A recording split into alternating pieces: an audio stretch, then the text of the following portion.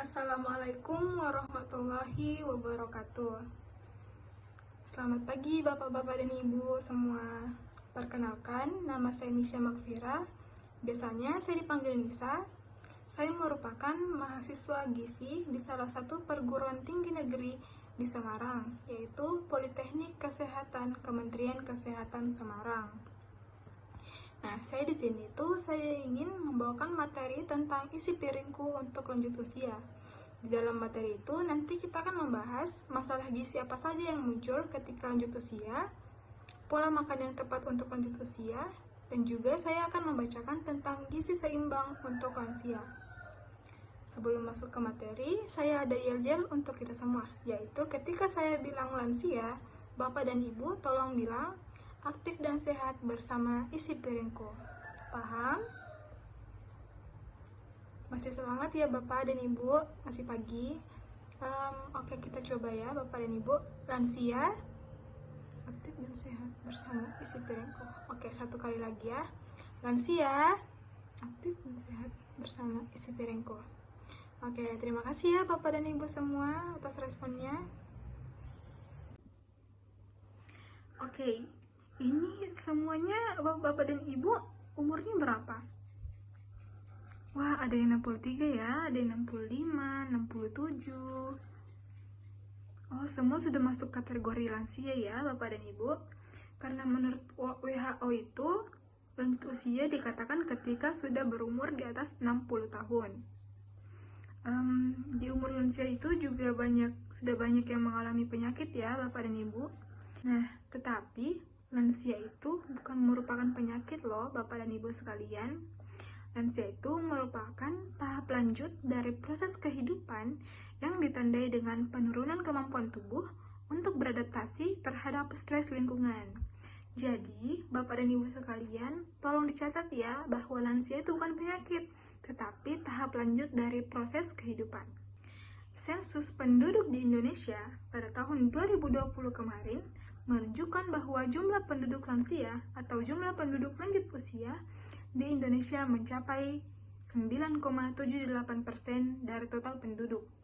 Hal ini sangat naik signifikan jika dibandingkan dengan satu dekade kemarin, yaitu jumlah penduduk lansia mencapai 7,59% dari total penduduk saat itu. Berdasarkan data Riskesdas pada tahun 2018, menunjukkan bahwa jumlah penyakit tidak menular yang paling banyak terjadi pada lansia, yaitu penyakit hipertensi, masalah gigi, masalah mulut, penyakit sendi, diabetes mellitus, penyakit jantung, dan stroke. Sedangkan untuk penyakit menular yang paling banyak terjadi pada lansia yaitu ISPA, diare, dan pneumonia. Dari penyakit-penyakit yang saya sebutkan tadi, apakah Bapak dan Ibu pernah mengalami salah satu dari penyakit tersebut? Wah, ada yang pernah ya ternyata. Akhir-akhir ini apa sudah sembuh atau masih kambuh ya Bapak dan Ibu? Oh, sudah nggak kambuh lagi ya. Oke, sekarang kita akan membahas tentang masalah gizi pada lanjut usia atau lansia. Nah, masalah gizi yang pertama itu yaitu penurunan nafsu makan. Penurunan nafsu makan itu hal yang sangat wajar Bapak dan Ibu sekalian. Kita semua pasti pernah mengalami ketika kita melihat makanan, tetapi kita tidak ada minat untuk mengonsumsi makanan tersebut. Bahkan ketika makanan favorit kita, kadang kita merasakan tidak selera makan terhadap makanan itu. Nah, itu memang wajar Bapak dan Ibu sekalian. Tetapi bagaimanapun, kita harus tetap makan agar organ dalam tubuh kita dapat berfungsi seperti biasanya. Masalah gizi yang biasanya terjadi pada lansia yang kedua yaitu penurunan berat badan. Contohnya itu ketika kita mengukur hasil penimbangan berat badan kita bulan ini, misalnya berat badan kita bulan ini yaitu 50 kg. Sedangkan pada bulan lalu ketika kita melakukan pengukuran berat badan, hasilnya itu 55 kg. Berarti kita telah mengalami penurunan berat badan yang tadinya 55 kg menjadi 50 kg. Masalah gizi yang umumnya terjadi pada lansia yang ketiga yaitu perubahan indera pengecap. Ketika masih muda, indera pengecap kita masih sangat berfungsi normal, yaitu masih dapat merasakan rasa asam, asin, manis, pahit dengan baik dan normal. Namun ketika kita sudah lansia, efektivitas untuk merasakan hal tersebut sudah turun sekitar 80%. Hal ini diakibatkan oleh hilangnya sensitivitas pada saraf pengecap di lidah, terutama untuk rasa asin dan manis. Kemudian, masalah gizi yang umumnya terjadi kepada lansia yang keempat yaitu gangguan mengunyah. Ketika lansia, tentu saja kita sudah banyak mengalami gigi yang keropos. Beda dengan ketika kita masih muda, ketika gigi kita masih kuat. Masalah gizi yang umumnya terjadi pada lansia yang kelima yaitu kesulitan menelan. Lansia berisiko lebih tinggi mengalami kesulitan menelan.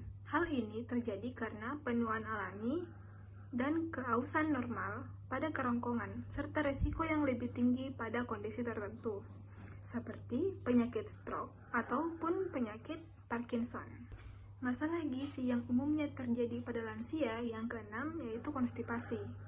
Ada yang tahu apa itu konstipasi? Ya, betul. Konstipasi adalah kesulitan buang air besar.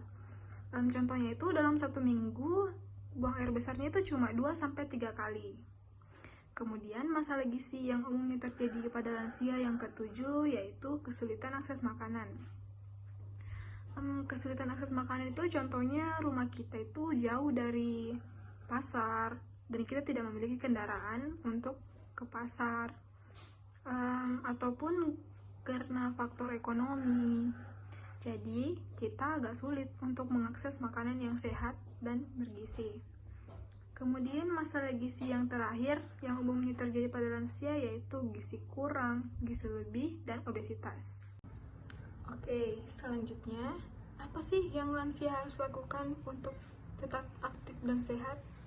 Nah, cara mencegah penyakit itu yang pertama dengan pola makan yang baik, yang kedua dengan istirahat yang cukup, dan yang ketiga olahraga atau bergerak sesuai dengan kemampuan fisik masing-masing. Kemudian yang keempat, lakukan medical check up atau cek kesehatan secara berkala. Bagaimana Bapak dan Ibu? Apakah paham? Baik, paham ya Bapak dan Ibu semua? Nah, tadi kan saya sudah menjelaskan salah satu cara mencegah masalah gizi pada lansia adalah dengan memiliki pola makan yang baik. Pola makan yang baik dapat diterapkan dengan isi piringku. Apa sih isi piringku itu? Nah, isi piringku ini merupakan program dari pemerintah sebagai upaya mengkampanyekan konsumsi makanan sesuai dengan porsi gizi seimbang. Bagaimana sih isi piringku untuk lanjut usia? Nah, isi piringku untuk lanjut usia terdiri dari 1/6 lauk, 1/6 buah, 1/3 makanan pokok, dan 1/3 sayur. Nah, kemudian kita akan bahas satu persatu tentang bagian dari isi piringku tadi. Yang pertama adalah makanan pokok. Apa sih fungsi dari makanan pokok itu? Kenapa sih kita harus konsumsi makanan pokok? Nah, fungsi dari makanan pokok yang pertama adalah sebagai sumber energi. Yang kedua, membantu metabolisme ketosis dan pemecahan protein. Untuk makanan pokok ini dapat didapatkan dari nasi, entah beras putih ataupun beras merah, kemudian ubi, jagung, kentang, singkong, dan lain-lain. Selanjutnya, yang akan kita bahas yaitu tentang lauk pauk sebagai sumber protein. Fungsi dari sumber protein yaitu menggantikan sel atau jaringan yang rusak, kemudian meningkatkan imun, kemudian memproduksi hormon dan enzim. Sumber protein terbagi menjadi dua, yaitu sumber protein hewani dan sumber protein nabati. Sumber protein hewani contohnya itu daging ayam, daging sapi, ikan, telur, susu sapi, dan lain-lain. Sedangkan untuk contoh dari sumber protein nabati yaitu seperti tahu, tempe, kacang-kacangan, dan hasil olahannya. Kemudian kita akan membahas tentang sayuran.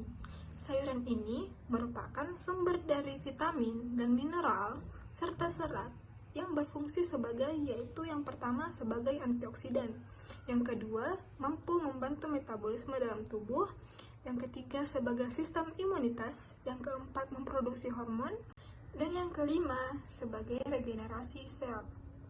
Sayur-sayuran itu seperti contohnya kangkung, bayam, daun singkong, labu kuning, labu siam, dan lain-lain. Nah, ini adalah contoh isi piringku satu kali makan yang terdiri dari sepertiga piring sayur, sepertiga piring makanan pokok, 1/6 piring buah, dan 1/6 piring lauk pauk. Nah, dalam porsi isi piringku satu kali makan, berat nasi adalah 150 gram.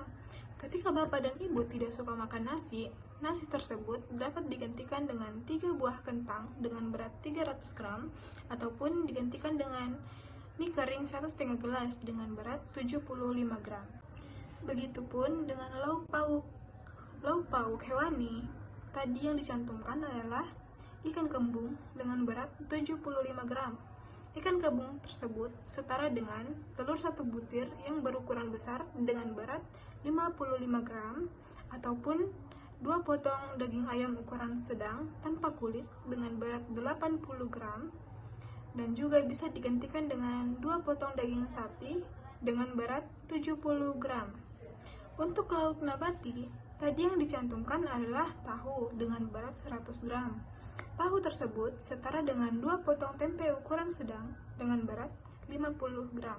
Untuk sayuran memiliki porsi sebesar 150 gram atau 1 mangkok sedang. Sedangkan untuk buah-buahan juga memiliki porsi sebesar 150 gram.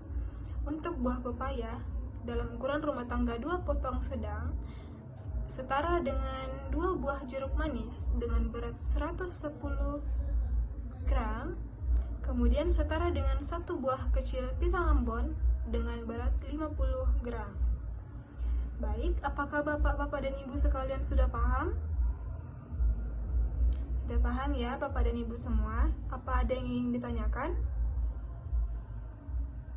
Belum ada ya Bapak dan Ibu, saya izin melanjutkan materinya ya. Oke, ini adalah porsi makan yang tepat untuk lansia. Silahkan dilihat baik-baik ya Bapak dan Ibu.